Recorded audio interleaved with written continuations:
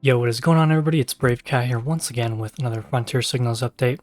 So we're going to run through everything here once again, and there's a few little weird things going on here, as well as some increased earthquake activity going on. But in terms of space weather by itself, again, things have been pretty quiet, although we do see the phi angle and the BZ here kind of favoring the south end. But it looks like the solar wind has somewhat dropped off a little bit. And again, it's been pretty quiet here, no major flares. However, the SDO website, once again, is completely down. You can't even visit it, it just times out. So everything on here with SDO feeds is totally down here. We do have the magnetic field line images though. I'm not really sure why those show up and nothing else does. I guess we might as well look at that while we can. So it's looking pretty messy here. It pretty much just looks like a bowl of spaghetti. But yeah, the magnetic field lines are looking pretty tangled up there. But we do not really have much else going on here. Look at the live sunspots here. So this image is also showing up at least. And at least these sunspots are so far cooperating. Don't really see any developments there. Can't get that to load, so I'll just zoom in. Nope, that's not going to work. Well, you can kind of see, there's not really any enhanced magnetic complexity there. And the other weird thing is when we take a look at the far side sunspot maps here, this just looks really weird. So there's nothing on here for the far side sunspots. And even looking at this image over here on this left side, it looks like the really dark sunspots that were literally right here seem to have just evaporated, just completely disappeared.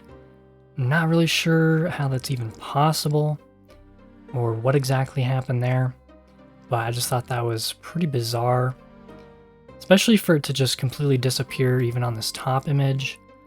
I'm not really sure what's going on there, but I guess we have really a couple days maybe to see what those are going to be looking like here. It does kind of look like there's a sliver of the next active region perhaps coming over there. Let's see if that actually shows up on this image. So we can see the preliminary far side region there in that bright active spot. But again, it's kind of hard to figure all this stuff out when half of the feeds just stop working. We go over here to the NOAA. Looks like they're going to have some possible outages tomorrow for maintenance purposes. So we'll see what goes on there. Other than that, I didn't see anything else on here. No far side blasts. X-ray flux is looking minimal. So let's just take things over to the earthquake side here on Earthquake 3D, where we have a pretty significant uptick across the board. So there's a lot more deep events, and when we're looking at the Fiji / kind of New Zealand area, take that over here to Global Incident Map, where we have some discrepancies. So looks like these are all reporting the same earthquake potentially, just from different agencies. And over here, it's like for sure, it's like a 6 that struck over here. And not really too deep, like if I can find it on here. It's down here, the 6.1 here at the Tonga Islands. And we can bring it up over here on the USGS. And they are reporting it over here as a 5.9. And there's a couple other things going on over here as well. But when we take a look at that on here, this is where things get extra suspicious. Sorry. And there's only one of these station detail lists that actually shows up. All the rest of them are just kind of hidden. And the one that we do see, this goes all the way up to a 6.9 and as low as a 3.8. And there's 715 station details here.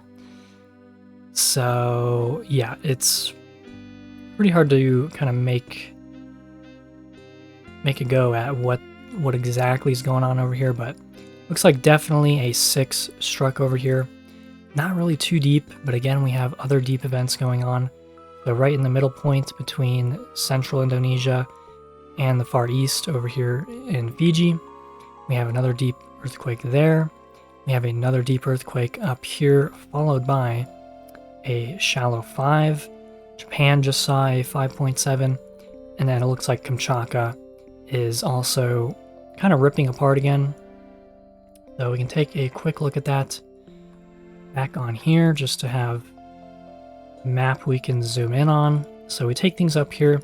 We also have new activity over in Alaska. And I mean, it's pretty spread out across the entire plate boundary here, kind of going against the grain a little bit.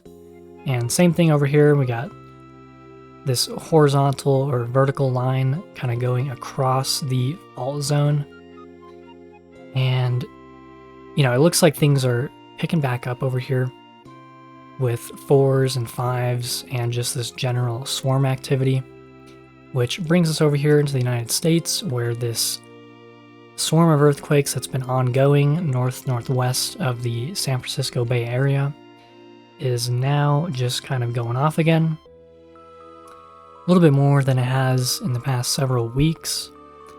So that is something to keep an eye on, especially when we see all this activity going on over here. And the other major thing is actually going to be over here in Europe.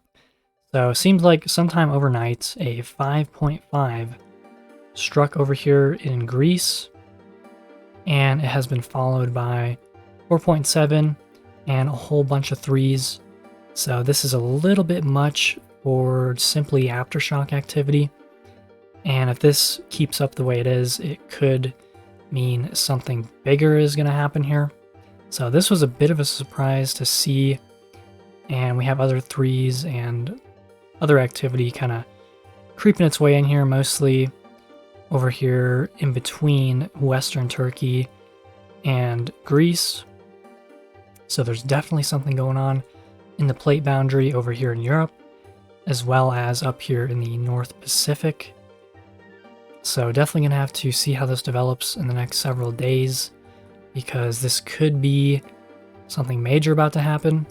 And, you know, the sun's been pretty quiet, so that hasn't had too much of an influence. But, you know, again, all it takes is just one solar flare, and we could see something else bigger pop off. So it looks pretty significant here. Just in the last 24 hours or so, we've had a whole bunch of activity going on all the way across the board. So wrapping that up here with the volcanoes. Only ones listed on here of note really is going to be Central Mexico, Guatemala, Ecuador, and Peru.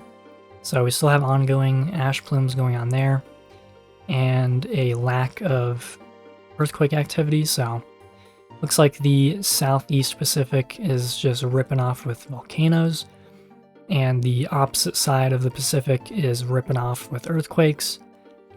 So, you know, we're just going to have to keep an eye on that and see where that goes. But that'll pretty much wrap things up for today. So, hope y'all enjoyed and got something out of it. Please like and subscribe for more, and I'll catch you all in the next.